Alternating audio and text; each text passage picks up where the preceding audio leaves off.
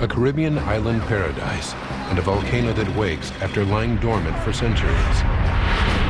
10,500 lives are at stake. Volcanologists rush to the scene. Then, a catastrophic eruption sends an avalanche of red-hot rock and ash down the mountain. In the chaos, no one knows how many are dead, or why the volcano takes the islanders by surprise. One man predicted this disaster. But why wasn't he listened to? Disasters don't just happen. They're triggered by a chain of critical events. Unravel the clues and count down those final seconds from disaster.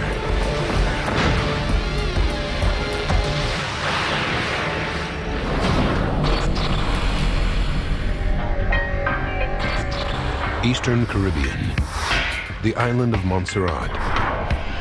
This tiny island is one of the last remaining outposts of the British Empire. It's 10 miles long and 6 miles wide, more than twice the size of Manhattan. It's a haven for the rich and famous, and home to many recording studios used by well-known musicians. The island is celebrated for its natural beauty and tranquil, easygoing lifestyle. 80% of the island's infrastructure lies in the shadow of Soufriere Hills, a mountain 3,000 feet above sea level that dominates the southern half of the island. Most of the population live and work in the capital, Plymouth, or farm the rich, fertile soil along the mountain.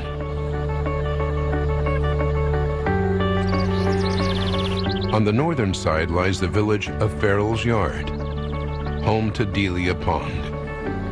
It is a paradise, and because everybody is so friendly towards one another, we never have a care in the world. I guess we are brought up in a way to accept life for what it is. A mother of 6, Delia has lived on Montserrat her entire life. She rents a small plot of land where she grows vegetables to sell on neighboring islands. David Lee is an American missionary who has lived on Montserrat for 15 years. He's also an amateur cameraman and has filmed everything from carnivals to local sporting events. It's off the beaten paths. It's the way the Caribbean used to be. The people are genuinely friendly. And we came for a month and checked it out, and it was just like they said, and we never left. But a hidden menace is beneath this tropical Garden of Eden. The lush vegetation and productive soil belies a lethal reality. The island is volcanic. Montserrat sits directly on a geological subduction zone, one of the most seismically active parts of the planet's crust. The North Atlantic tectonic plate, moving westward, sinks beneath the Caribbean plate. As it descends, it melts and forms magma, which over time finds its way to the Earth's surface, creating a string of volcanic islands known as the Lesser Antilles. But Montserrat has shown no signs of major volcanic activity for approximately 370 years. The only evidence of volcanicity are springs hot enough to boil an egg, sprouting from the slopes of Soufriere Hills. Then, on July 18, 1995, everything changes. The islanders hear a deafening noise, similar to the sound of a jet engine coming from the mountain. Leroy Slim Daly, a local farmer and part-time cab driver, is in Plymouth that day. People started to realize that there was something happening in the mountains. Most people thought it was a plane, a jet which was passing, but the sound just didn't go away. Over the next week, the volcano continues to rumble. 10,500 people now face a threat they never expected. For David Lee, it's a chance to film a much more dramatic subject. I decided to document the volcano because I had just taken a sabbatical. We'd been really busy with a lot of things for about 10 years, so I had nothing else to do. I had a nice little camera. The volcano started to erupt. Little did I know that would turn into a vocation. As news of the volcanic activity spreads worldwide, scientists arrive on the island. The event provides them with a unique opportunity to observe a volcano returning to life after centuries of dormancy. Among them is a recent graduate from Indiana State University, volcanologist Rob Watts. He regards the trip as the opportunity of a lifetime. My dream job is to monitor a volcano, to see a volcano in action, and just incredible. Here's nature at work.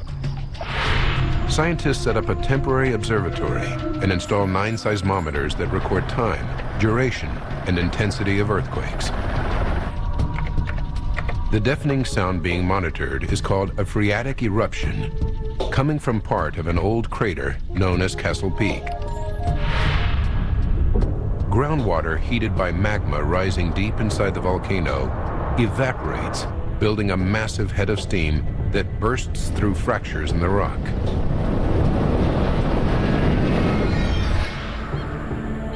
The team watches and waits for the volcano to come back to life.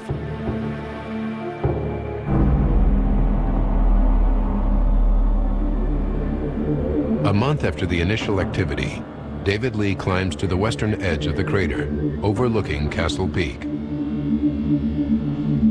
Anybody watching this? Don't be stupid enough to come up here. As I began to walk up to the crater edge, I started to roll the camera. The whole mountain is quivering. It's spewing right now. As I walked out through what was then rainforest, here was this phreatic eruption taking place, and it was just like unbelievable, and stones and pebbles were falling, and it was roaring. I had no idea if the whole mountain could blow up. There's no doubt that down below there is magma that wants to come out. Then the volcano emits another deafening blast. I turned and started to hightail down the mountain.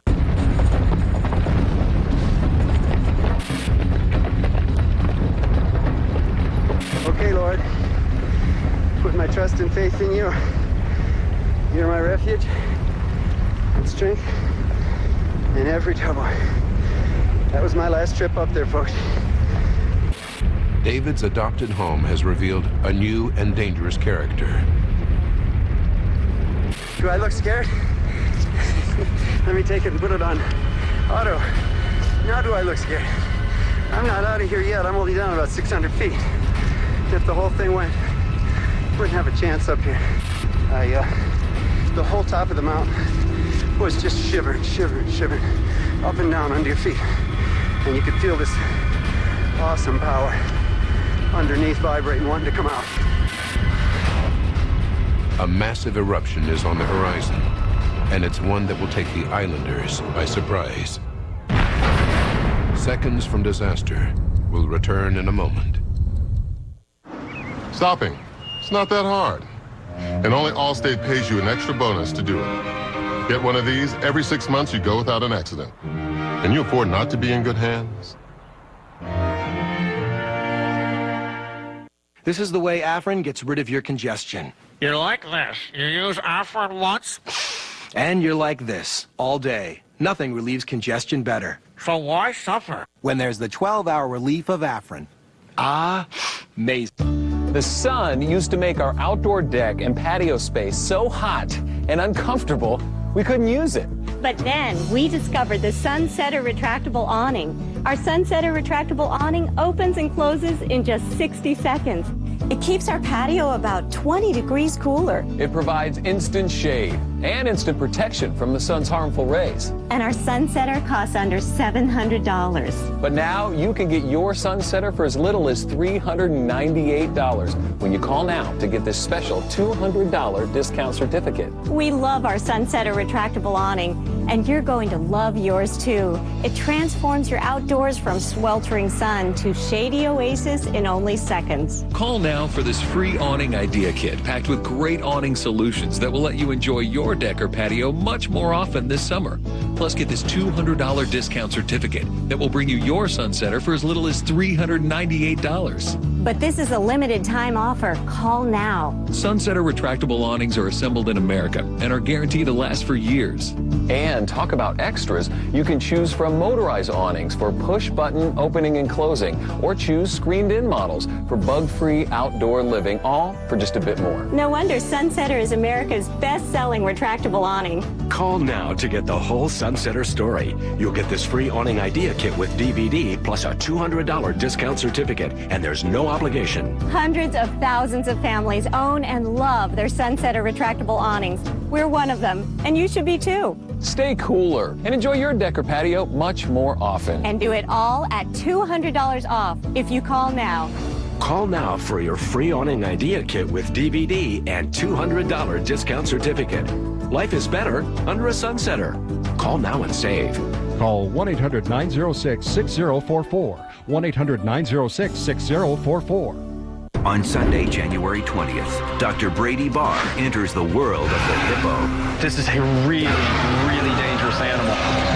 By becoming one. I think I'm going to have my hands full. And he'll do it in a 200-pound hippo suit. I'm going to get inside the suit and approach them. In the middle of a swamp. He's looking right at me. At night. Oh no. This is killing me. Dangerous Encounters, Undercover Hippo, premieres Sunday, January 20th at 9 on Nat Geo. Sunday, January 13th, they're the newbies, and fitting in isn't easy. But before they're locked up, someone has to catch them. Bounty Hunters. It's a high-stakes game of hide and seek. It all starts Sunday, January 13th at 9, with premieres of Lockdown, First Timers, followed by Bounty Hunters, Cat and Mouse at 10, only on Nat Geo. We now return to seconds from disaster. Deep within the Soufriere Hills volcano on the island of Montserrat, red-hot lava is rising rapidly. But scientists are unsure whether the volcano is entering another dangerous phase of activity. A month after the first blast, another large phreatic eruption fires a cloud of ash, mud, and steam into the air. The vibration rocks Montserrat. The locals stare nervously at the darkening skies as the southern part of the island is showered in a thick cloud of volcanic dust.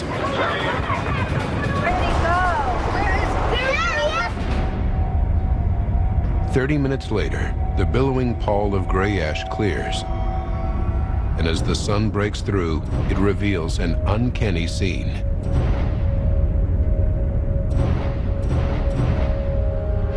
The capital, Plymouth, and everything west of Soufriere Hills is covered in a dense layer of ash. The locals christen the day Ash Monday. Fearing the next eruption could be worse, the Montserratian government and the British military evacuate 6,000 people from their homes on the slopes of the mountain. Plymouth and the surrounding village is empty, as the islanders journey 5 miles to the hastily organized shelters in the northern part of the island. But the exodus creates chaos. The north is underdeveloped. Living conditions are basic and eventually become squalid. We were housing schools and churches. You had like 40 to 50 people to a church. You have the young, the old, the Christian, the drunkard, the infant, the good, the bad, and the ugly. The islanders are desperate to return home. With 80% of Montserrat's infrastructure in the south, many are granted access during the day in order to keep the island functioning. Delia Pond's produce is now a vital resource for the islanders camped in the north. She and her family tend to a plot of land within easy sight of the volcano summit. Each day they take precautions in case of another eruption. Whenever we get to the farm in the morning, we always turn the vehicle facing towards the road, and we always leave the keys in the car in case of emergency, so we just get in and take off. Their planned escape route takes them north to the sanctuary of a small hill. On the slopes above Delia's plot, another farmer, Harry Lewis, rents several acres. He and his wife prepare and plant the land. Like Delia, it's their only livelihood. By September, the islanders return home to see a new sight on the horizon. A large mound of rock and ash is growing on the summit of the volcano. This bizarre development confirms the scientists' worst fears. It's known as a lava dome, an unstable bulbous mass formed by successive deposits of thick, viscous lava. If the sides of this lava dome collapse, a deadly mixture of red-hot rock and ash will cascade down the mountainside in what's called a pyroclastic flow.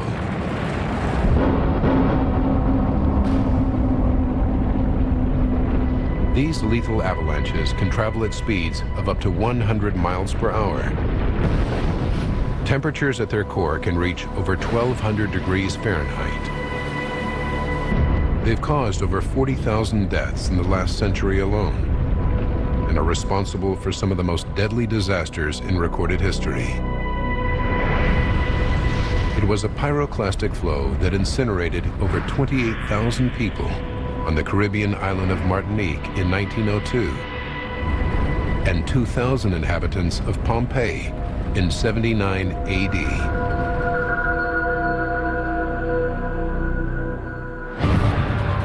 Faced with this threat, the islanders return north.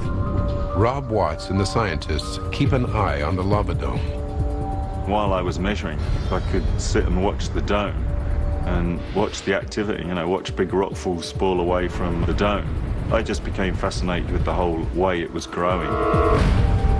But 5 months after Soufriere Hills first erupted, the growth of the lava dome slows, quieting the volcanic activity. The government allows the evacuees to return to their homes once again, and normal life on the island resumes. But the volcano isn't finished yet. Nearly 3 months later, it fires its first pyroclastic flow down the eastern slope of the mountain, heading for the coastline. The flow travels for over a mile. No one is hurt, but it's clear that the volcanic activity is intensifying. Again, the government orders an evacuation for the northern part of the island. But the constant coming and going creates confusion and anger among the evacuees. An exclusion zone is established in the south of the island. Everything south of Plymouth and west of the airport is restricted. But the threat level of the volcano is still unclear, and roadblocks aren't strictly enforced.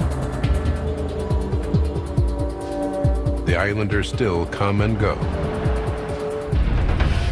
Local filmmaker David Lee heads inside the exclusion zone to document the events. I figured I was doing all the right things, that I understood what was happening on the volcano, and that I knew the best and safest places to be. And I would, you know, one way or another sneak around the checkpoint to be able to get some of the images that I was able to get, some of the very interesting pyroclastic flows coming down virgin valleys and stuff like that. Really incredible things. I'm in town. But his bravado soon gets him into serious danger. While driving north from the capital, Plymouth, the volcano erupts violently. When I looked up, I saw this tremendous black cloud coming across the sky, pitch black. The blast showers the southwest side of the island in a thick cloud of ash and mud. In a matter of seconds, day turns to night. Pitch black with lightning and thunder going everywhere around you, just striking everything on the roads, on the trees, on the houses. That was the most concerned I ever was for my life. It's high noon. Who would ever believe it? Can't see a thing. Can't see a thing. We're trapped in here. It'd be nice to get out of this area alive. 14 minutes later, the ash cloud clears and David escapes. But the volcano still isn't finished. Another blast will hit this island paradise. Stay tuned for more Seconds from Disaster. On Sunday, January 20th, Dr. Brady Barr enters the world of the hippo. This is a really, really dangerous animal. By becoming one. I think I'm gonna have my hands full of... And he'll do it in a 200-pound hippo suit. I'm gonna get inside the suit and approach them. In the middle of a swamp. He's looking right at me. At night. Oh no. This is killing me.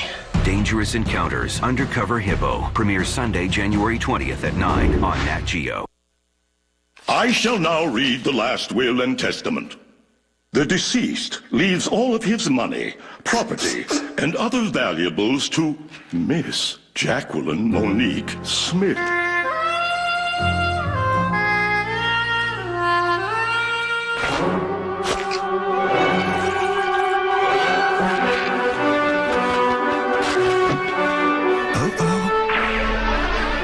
Red Bull gives you wings. Say cheese. Papa John's is celebrating 24 years of quality and giving you an order of cheese sticks free. Buy any large specialty pizza at regular price and get 14 delicious dippable cheese sticks free. So smile and say cheese. Free cheese sticks. Call or click papajohns.com today. Taste the difference. Better ingredients, better pizza, Papa John's. I mean, sure, I help people save money on car insurance, but few folks know that I support wildlife conservation too. You going to eat all those? Well, you are, aren't you? You're just going to go to town. All right, well, I'll make this quick. I'm teaming up with the Association of Zoos and Aquariums. I'm going to be making the rounds to get the word out. Are those clams? I love clams. Do you want to offer me any? Apparently not. Geico. 15 minutes could save you 15% or more on car insurance.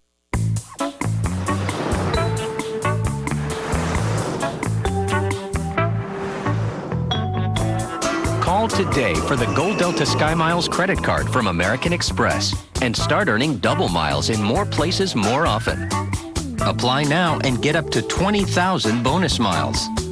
With award tickets starting at just 25,000 miles, you can fly free sooner. Plus, the card is fee-free the first year. Call 1-877-890-AMEX.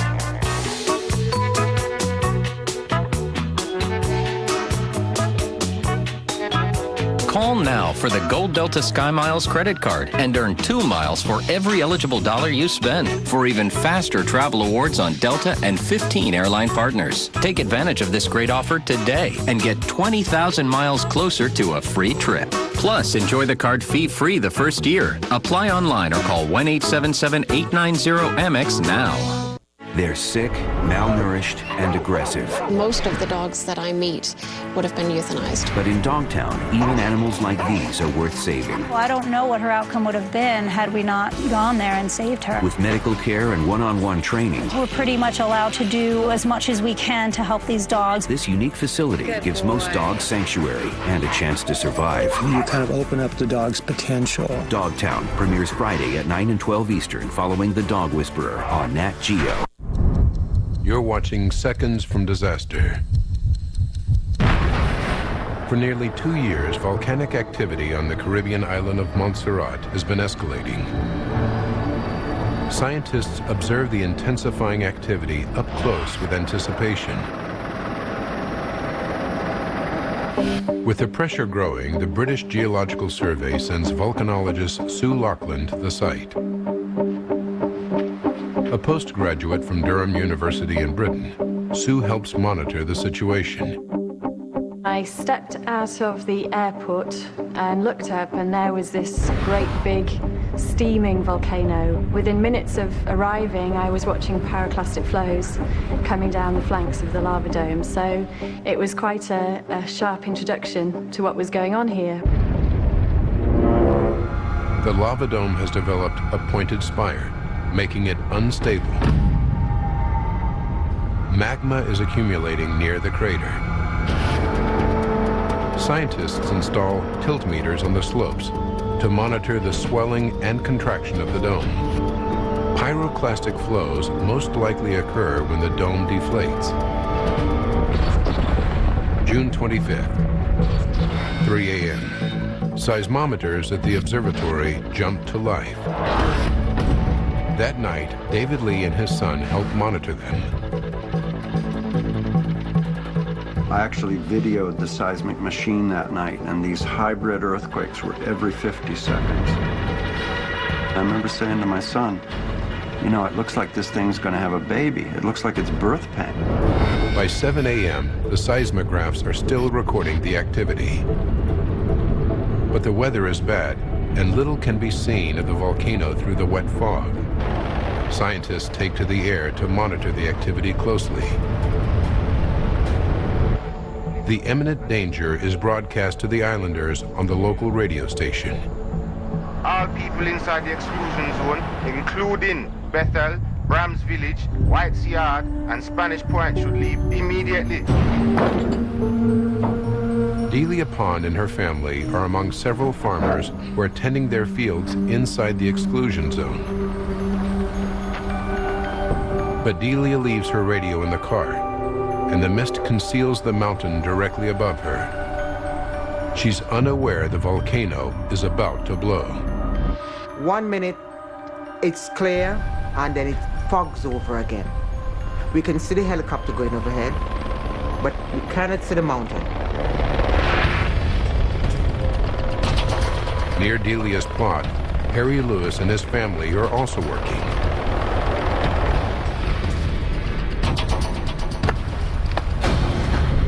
Meanwhile, David Lee makes his way to a small hill north of the volcano to film the ash flows running down the valley. He immediately realizes the farmers are in danger. These people here are in about the worst place you could be, because the pyroclastic flows would come over the top of that ridge there before they could even probably get in their cars. Here they were in the field, and right above them in the valley, there were small pyroclastic flows coming down that same valley. 12:45 p.m. Seismographs at the observatory record a continuous tremor. In Plymouth, sirens are sounded, and the local radio station updates the community on the developing situation. Magma, rising rapidly inside the volcano, expands the lava dome to its final breaking point.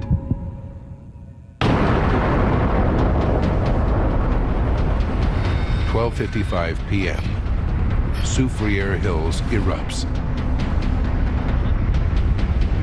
David Lee captures the enormous explosion on his camera. It was bigger than we'd ever seen before. And everybody was like, oh my God, they knew there were people in places they shouldn't be. I'm gonna move out because it's way over our heads here. I just grabbed my camera and then made a mad dash around the entire island. And as you can see, we've had a major explosion.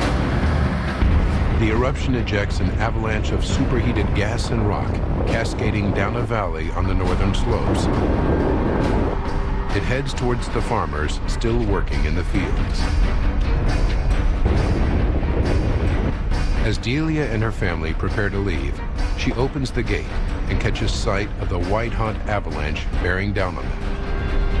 As I put my hand on the gate, it became a routine thing that I always look back at the mountain, and I just see the mountain almost halfway down, coming at us. James, we have to go right now! Delia makes a conscious effort to keep calm.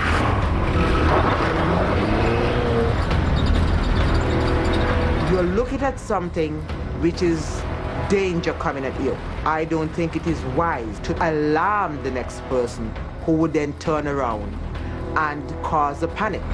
But her husband James panics and immediately takes a left turn out of the gate, heading downhill. We need to go up there. As the volcanic wave gains ground, James fumbles with the gears. For some reason, he cannot get the car in reverse.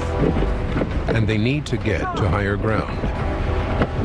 So then I have to say, all right, don't panic, take your time. Okay. And I counted like 1, 2, 3, reverse. Suddenly, Harry Lewis drives toward them in search of his loved ones. In the panic, his family made a run for it. And in a bid to rescue them, he drives downhill into the path of the rolling inferno. We must get out of here. Hurry up! Delia and her family drive half a mile uphill, directly north of the volcano. They look back and see their fields engulfed in clouds of red-hot rock and ash. You're looking into Armageddon because you cannot see anything. Everything is just clouds and smoke.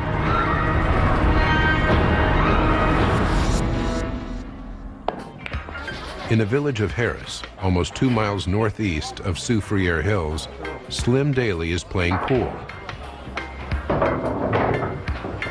He's unaware of the drama unfolding. But as the heat from the raging inferno reaches a gas station nearby, the gas ignites and the building explodes. We heard a noise. Immediately I realized something was desperately wrong. Slim sees the white-hot avalanche cascading down the hill. He runs to his car and heads for higher ground. Then the darkness started to come over the road in front of me. And the heat, I started to feel the heat. At that point, I was scared, not terrified. I was scared. On the hilltop, Slim watches the apocalyptic scene below. And looked at the pyroclastic flows destroying the whole villages, the whole area, right down to very close to the airport. But as he watches, the volcanic wave changes direction. Now it's heading straight for him. Slim Daly will soon come face to face with the wrath of Soufriere Hills. Seconds from Disaster will continue on the National Geographic Channel. If you've tried more than once to quit smoking, you know it's a challenge that's not for sprinters. If only you could manage to stay on that quitting road. Discover prescription Chantix. The Chantix approach is twofold. A non-nicotine pill with a program. The pill helps keep nicotine from reaching key receptors in the brain. It can effectively reduce that urge to smoke. And should you slip up, keep trying. Reach out for support. Tell your doctor which medicines you're taking, as they may work differently when you quit smoking. Chantix dosing may be different if you have kidney problems. Side effects may include nausea, trouble sleeping, changes in dreaming, constipation, gas, and vomiting. Studies show 44% were able to quit at the end of 12 weeks. So talk to your doctor about Chantix. It's all about getting there.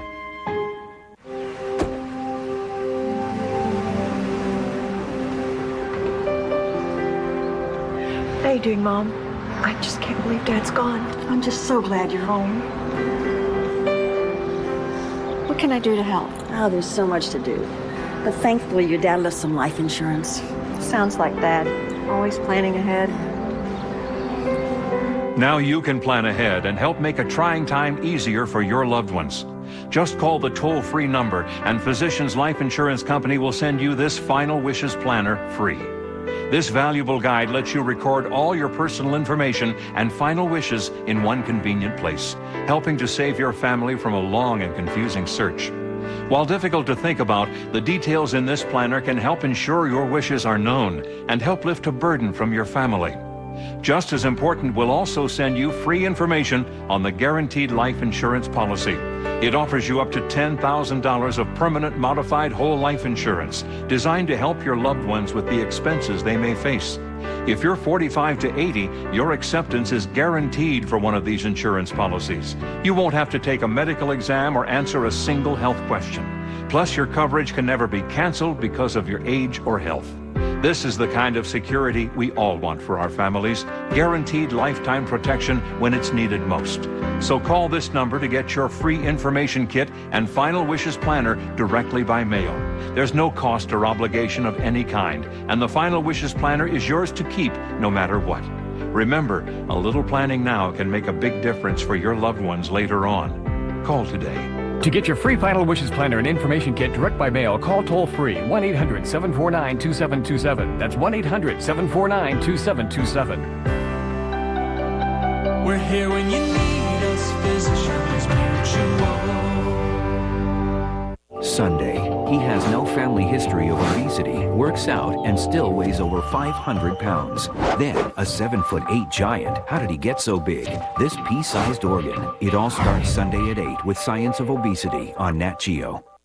Bounty Hunters. He's running. He's running. It's a high-stakes game of hide and seek. Oh my goodness.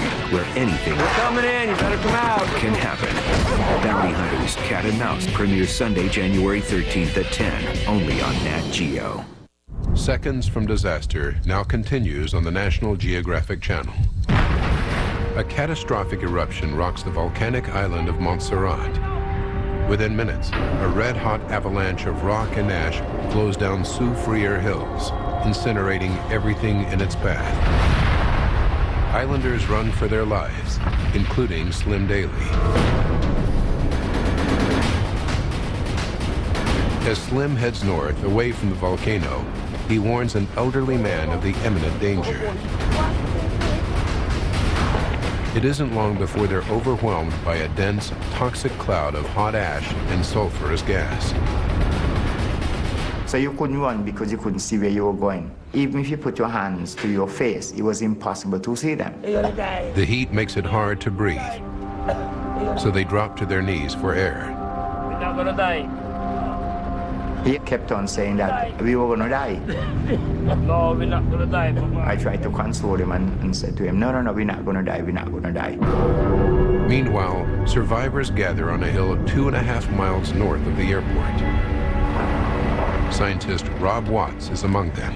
We could see this huge pyroclastic flow literally pulsing around the bend at the bottom of the mountain.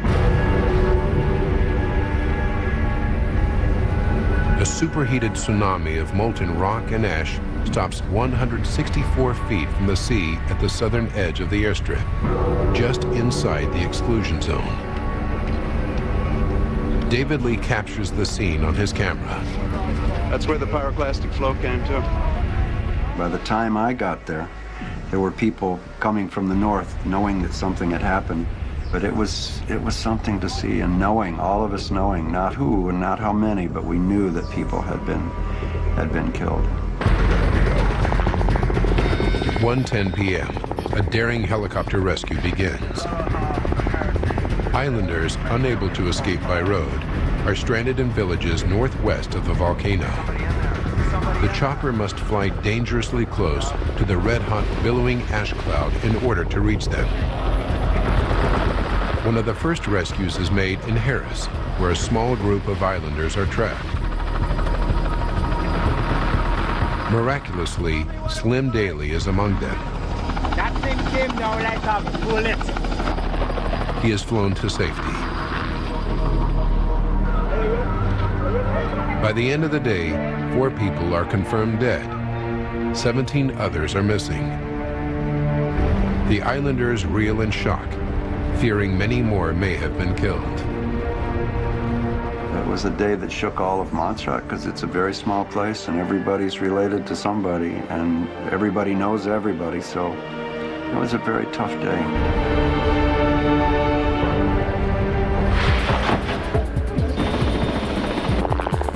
Immediately after the eruption, a team of scientists from the observatory explores why it exploded with such lethal energy. They gather eyewitness statements, photographic evidence, and data recorded from their instruments to build a comprehensive sequence of events. The eyewitnesses paint a disturbing picture. I saw it spreading and I see the way it fans out. It just bubbles up. Despite being aware of the dangers, the pyroclastic flow caught islanders within the exclusion zone by surprise.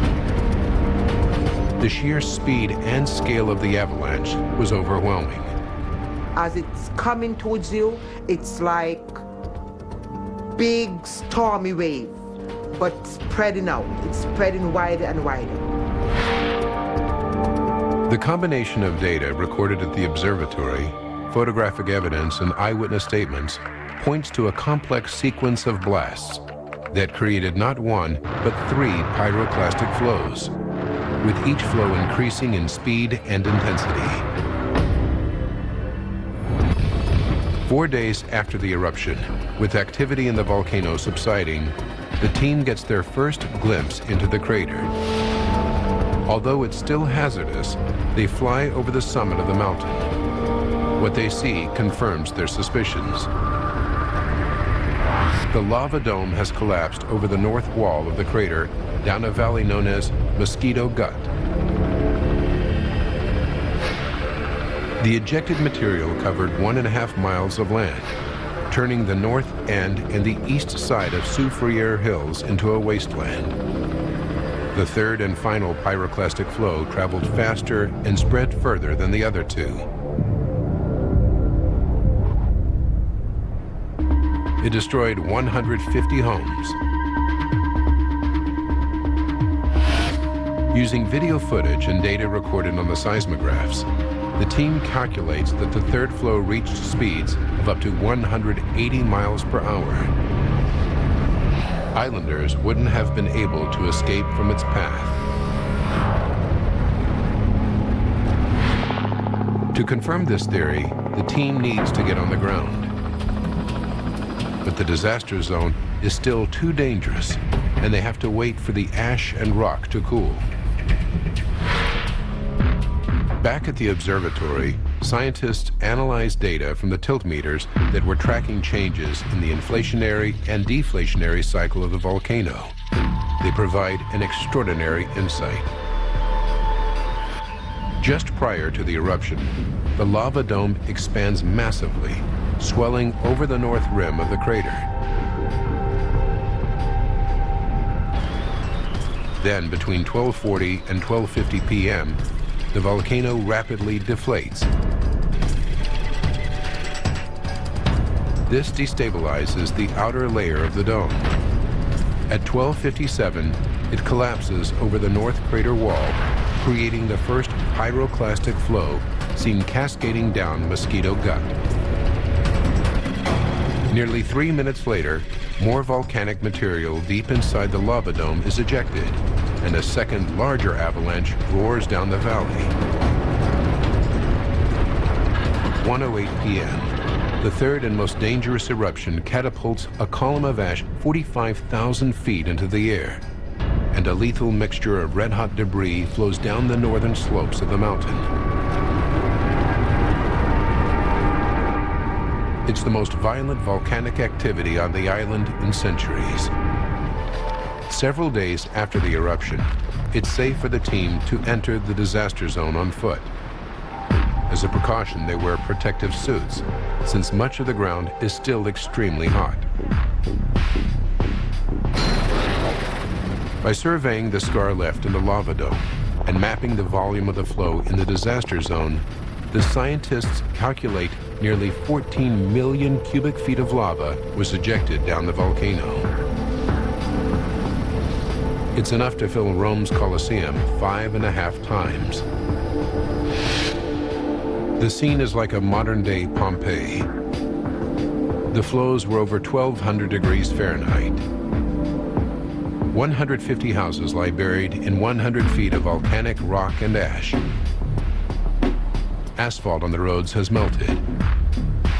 Wooden posts and doors have burst into flames. Windows have melted. The cooling lava flow reveals vital clues about the force of the third blast. Some of the blocks in the pyroclastic flow were enormous, bigger than a house. But one thing we did see on these blocks is friction marks. So it became clear that the blocks weren't rolling down the hill, they were bouncing so hard that they were actually partially melting. So you can imagine these enormous avalanches of bouncing, crashing boulders and rocks. But this scene holds the key to a deeper mystery. Why did the pyroclastic flow take so many by surprise? The islanders thought the ash and rock would stay within the valley, as it did in the preceding months. But they were wrong. After the first and second flows, the valley itself quickly filled with debris. The changing topography allowed the third, more violent flow to ride unimpeded over the path carved out by the other two. As it rampaged down the mountain, gathering momentum, it broke over the sides of the valley and traveled a total of 4 miles. What the farmers who had made these plans hadn't anticipated is that the topography that they were familiar with could change so very quickly. But further investigation of the disaster zone presents the team with a phenomenon rarely witnessed. Above and beyond the destruction left by the heavy deposits of the flow, they find signs of severe scorching spreading out across the plains of Farrell's Yard. It's evidence of a pyroclastic surge. As the flow's rock and ash cascade down the mountainside, the rock breaks apart, releasing superheated volcanic gases. This gas rapidly expands and acts as a white-hot hurricane, riding over the heavier debris of the flow itself and burning everything in its path. It had melted windows, it had melted paint, it had twisted vegetation and fence posts, it had melted roofing tiles. The surge reached temperatures up to 750 degrees Fahrenheit and traveled over 80 miles per hour. But it had another deadly attribute. It behaved in an unpredictable manner. Pyroclastic flows tend to remain in valleys. However, the surge above that can detach from the avalanche, particularly at bends in the valley. Halfway down the mountain, the valley makes a distinctive change in direction. As the surge hit this bend, instead of turning, it detached from the pyroclastic flow and headed straight across the farming plains of Farrell's Yard. This explains the final mystery. Days after the disaster, the bodies of Harry Lewis's family are discovered. All 3 were fatally burned, yet they were well beyond the clutches of the pyroclastic flow. Expecting high ground to provide safety, they ran to a small hill just north of where they were farming. But the pyroclastic surge outpaced them. People thought they could outrun it, people thought they could go uphill to avoid it, but that wasn't the case. The momentum that it builds up coming downhill enabled it to travel uphill. So cars, vehicles, trees can all be moved by pyroclastic surges. In the intense heat of the surge, the body suffers a neurogenic shock and the nervous system shuts down. Death is almost instantaneous. In total, 19 people lose their lives in the disaster. Yet despite this tragedy, it's amazing many more didn't perish. The scale of the eruption and the devastation caused by its pyroclastic flows took the islanders by surprise. But 10 years earlier, this man predicted a similar scenario. Professor Jeff Wadge worked at the University of West Indies Seismic Research Unit.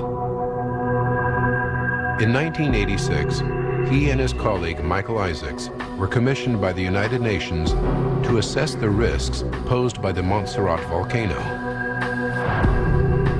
Over 70% of the 40,000 people killed by pyroclastic flows in the last century have occurred in the Lesser Antilles, the string of Caribbean islands that includes Montserrat. Their research was designed to help the island's government make contingency plans in the event of an eruption. Waj visited the authorities with an update on his report. I told them what I was doing. I told them that I would be preparing a report on the likely future behavior of the volcano. I did that, submitted my report, expecting them to take some notice of it. Professor Waj and his colleague predicted that Soufriere Hills could erupt with serious consequences, and they advised moving Montserrat's infrastructure to the north of the island. But the government never acted upon their advice. Stay tuned for the conclusion of Seconds from Disaster. On Sunday, January 20th, Dr. Brady Barr enters the world of the hippo. This is a really, really dangerous animal. By becoming one. I think I'm gonna have my hands full of... And he'll do it in a 200-pound hippo suit. I'm gonna get inside the suit and approach them. In the middle of a swamp. He's looking right at me. At night. Oh no. This is killing me. Dangerous Encounters, Undercover Hippo, premieres Sunday, January 20th at 9 on Nat Geo. Stay tuned for an amazing free Stop Smoking offer. We quit smoking together. I don't think I could stop without it. I quit, just like that. No matter how much you smoke, no matter how long you've been smoking, with Maximum Strength Cigarette, you will quit, guaranteed. 2 packs a day for 20 years, and I'm a non-smoker now. Cigarette was easy. It just worked. All Natural Cigarette has helped over 4 million customers and has been proven to help you break the smoking habit without the withdrawals of going cold turkey. I thought I was going to go nuts wanting a cigarette. I never did. It was wonderful. Cigarettes took the cravings away, and I just didn't need to smoke anymore. I tried them all, but cigarettes worked. Other stop smoking methods can eventually cost you hundreds of dollars, and they're not even guaranteed to work. But we're so sure cigarettes will work for you, we'll let you try it free. You get a 30-day supply of Maximum Strength Cigarettes, the Proven Behavior Modifying Technique CD, and step-by-step success guides. A $39.95 value, free. Plus, to stop the cravings instantly, we'll include a free 30-day supply of minty anti-craving gum. And because smoking depletes your body's natural vitamin reserve, we'll also send along a 30-day supply of Cigarette VitaGuard high-potency smokers vitamins. That's almost $100 of proven stop smoking power, free of charge. I did it for the family. The kids wanted me to stop smoking. Hey, do what I did. Pick up the phone and call this toll-free number. Accept no substitutes. Cigarette is the easy way to stop smoking once and for all. Order the product guaranteed to break your cigarette habit. Cigarette. Call toll-free at 1-800-850-3500. That's 1-800-850-3500 to order your free 30-day supply of cigarettes, your free 30-day supply of high-potency smokers vitamins, and your free 30-day supply of anti-craving gum. That's 1-800-850-3500. Credit card required for shipping and handling. Call now at 1-800-850-3500.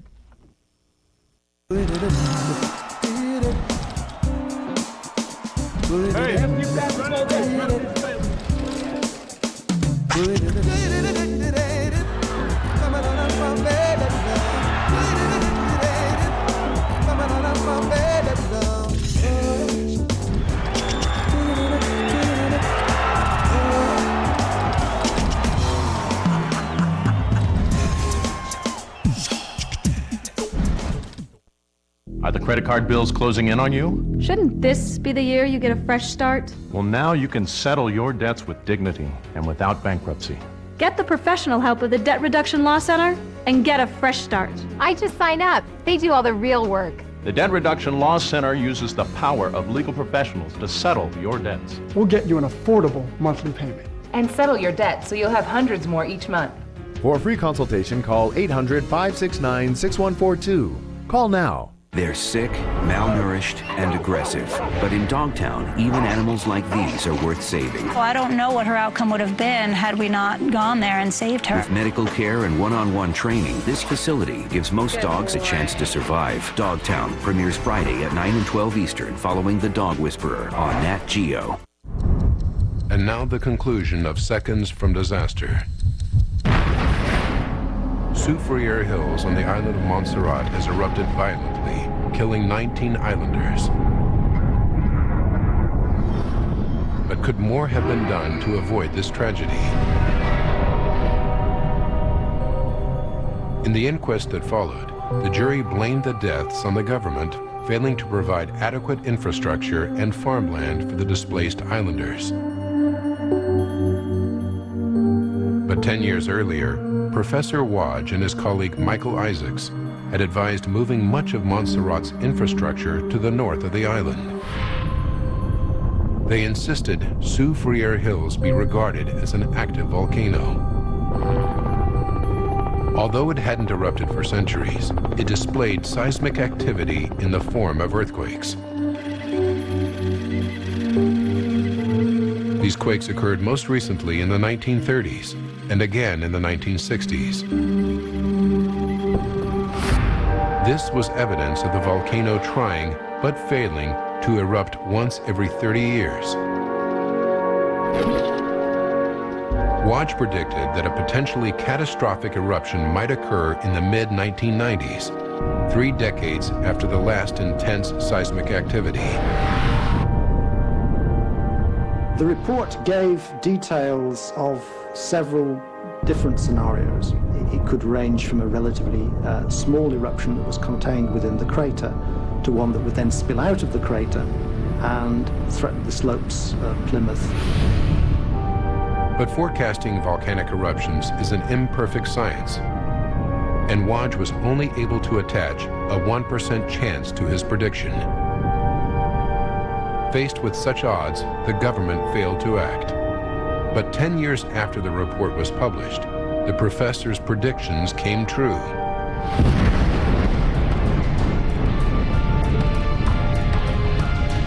Now, by rewinding the events of that fateful day, we can explain why and how 19 islanders died. June 25th, 1997. 10 hours to disaster. Volatile magma rises rapidly up the magma chamber deep inside the volcano. It places the lava dome under pressure, causing it to inflate and deflate continuously. 7 hours to disaster. Local farmers, including Delia Pond and her family, drive through checkpoints into the exclusion zone. 11 minutes to disaster. The first volcanic eruption occurs. The outer part of the lava dome collapses, and a pyroclastic flow cascades over the northern wall of the crater. 8 minutes to disaster. A second eruption occurs, and a larger avalanche of rock and ash pours down the same valley. 1:08 p.m. A third massive eruption sends more volatile material racing down the volcano. It spills over the valley walls at 80 miles per hour.